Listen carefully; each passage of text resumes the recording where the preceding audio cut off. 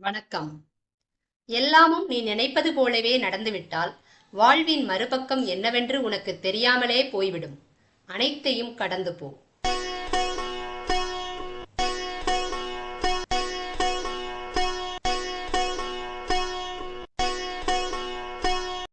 நடந்ததும் நடந்து கொண்டிருப்பதும் இறைவன் செயல். நடக்கப் போவதும் அவன் அருளால்தான். ஏன் வீணான குழப்பம்? நடந்ததைப் பற்றி வருத்தமும் வேண்டாம், நடக்கப் போவதைப் பற்றி கவலையும் வேண்டாம். செல்லும் வழியிலே செல்லுங்கள்.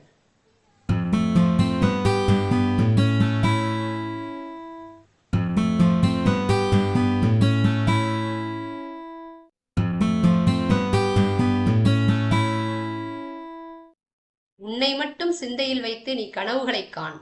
அது மகிழ்ச்சியை கொடுக்கும். பிறரையும் வைத்து நீ கனவு கண்டால் அது உன் நிம்மதியை கெடுக்கும்.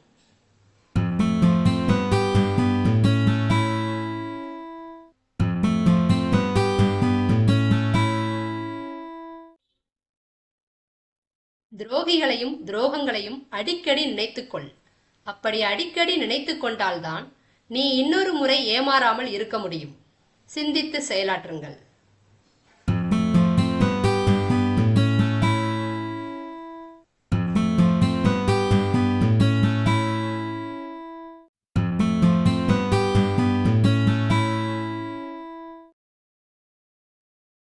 நம்மிடம் அன்பு காட்டாத ஒருவர் மீது அதிக அன்பு காட்டுகையில் கொஞ்சம் யோசித்து பாருங்கள்.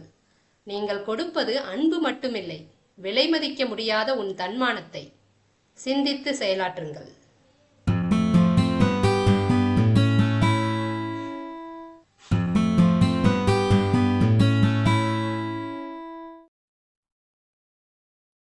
நன்றி.